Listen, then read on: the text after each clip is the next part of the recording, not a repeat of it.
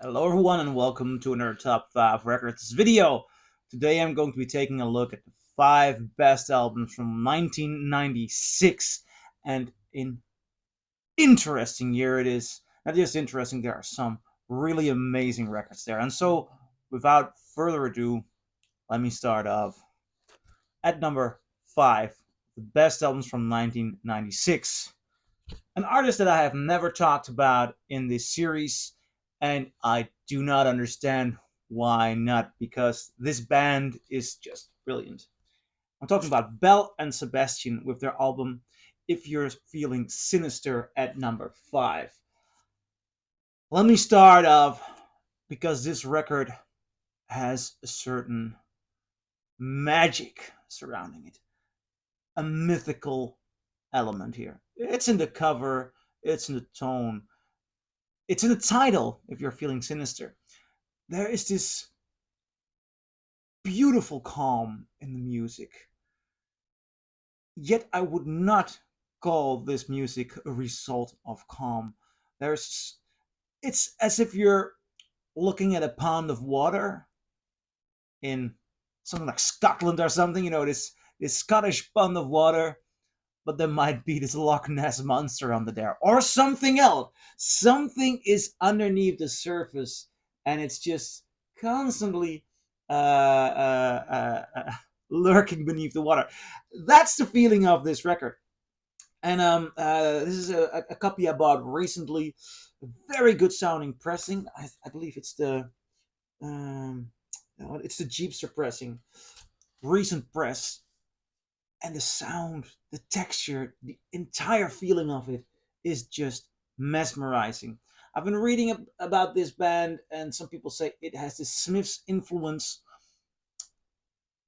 Tone wise, it is different. I can understand the lyrical reference or the fragility of the vocalist, not in a sense that the vocals sound fragile, but there's an openness and there is a lack of suppression here. Morrissey fights against the suppression, um, the refusal to be suppressed. Something that might be the best word.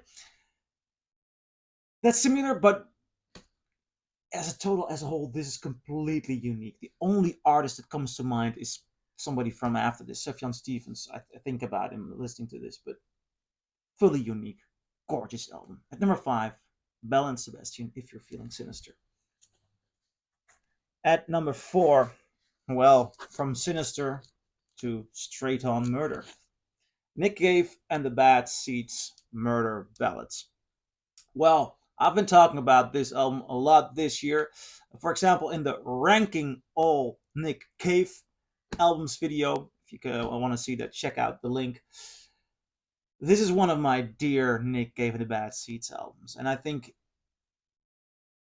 it's a collection. It's the focus, the idea that this record is, apart from one, a full on selection of murder ballads. The sinister stories just constantly go through there. And the thing that is so unique about Nick Cave is he approaches murder with sincerity and intimacy. If you take a look at the song Where the Wild Roses Grow, I think that's one of the best songs written in the 90s. He tells about the a thin line edge between love and murder that I would never be able to think about. But to him, it comes so naturally and so daring, so horribly scary at certain moments. I mean, there is an element of horror in this record, and there's also an element of warmth somehow. Perhaps it's got to do with the cover, perhaps it's got to do with the way he sings. There's also this rough edge. I mean, Stagger Lee. If I would be talking about the lyrics, if I would be reading the lyrics out loud of that song, I wouldn't be able to. I would get in trouble with YouTube probably. So many great songs: Stagger Lee, Henry Lee, La La La La La La La Lee, The Kindness of Strangers, Where the Wild Roses Grow, and an interesting yet a bit chaotic version of Death Is Not the End at the end. Also, very interesting title to end off Murder Ballads. Love this album. At number 4, the best albums of 1996, Nick Cave and Bad Seeds Murder Ballads. At number 3, the big comeback of George Michael. Wow. Wow. This record shows us something new from George Michael. It is dark in its tone, yet warm. Dark and warm. There are jazz influences here. This is nothing like the George Michael you've heard in the 80s. And I even love the George Michael in the 80s. He, in the middle of the center of the pop, kept developing and changing and coming up with new intimate records. He later on said about this record that it's also an ode or an ode to his lover who passed away before this record. He died of the consequences or of the results of AIDS, and a melancholy, a darkness hangs over this record. But I think the word melancholy is even more important here than darkness, because although there is a threat of that darkness, of depression, there's also a longing, a very strong longing, which makes this album easy to love, really. A lot of dark albums are something you have to step into or set your mind to. George Michael easily lures you in, and you've got great songs like Jesus to a Child, Fast Love, all of the title track. Oh, You Have Been Loved. This is a masterpiece. At number 3, the best albums of 1996, George Michael's Older. Number 2, I'm gonna pick up a CD, and this is a very recent encounter for me. It's Beck, Odelay. I bought this CD because I was researching this video, basically. I knew Beck's record Sea Change. I thought that was a very good album, but it was a little bit soft, so I thought, you know what, I had my top 5 ready, because there were just 5 titles I was really in love with, and I thought, just for the research, so I know what I'm leaving out, I'm gonna buy Beck Odelay, and I did not know what I was leaving out, because this record blew me away. This is really a different Beck from that other album, that later album. This is Beck embracing his own artistic integrity on one hand, but also flirting with hip hop culture and a new wave hip hop culture. I mean, this record breathes 90s. It breathes 90s, but in a very refreshing, daring way. It's not a hip hop album. There are hip hop influences. It's not a full blown on rock album, but there are very heavy rock influences.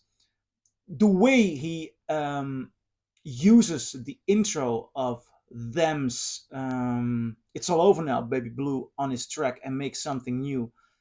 I mean, it's this cut up technique of music bringing you something entirely new, and it's daring, it's fresh, it's even danceable, and it's also very emotional. The track number 13, Ramshackle, ooh, that grabbed me. It's such an gorgeous ballad, beautiful melody. This is quite something. At number 2 of the best albums of 1996, Beck, Odelay. Now, this list had some usual suspects, and these usual suspects were decade-defining records, and I deeply, deeply love them.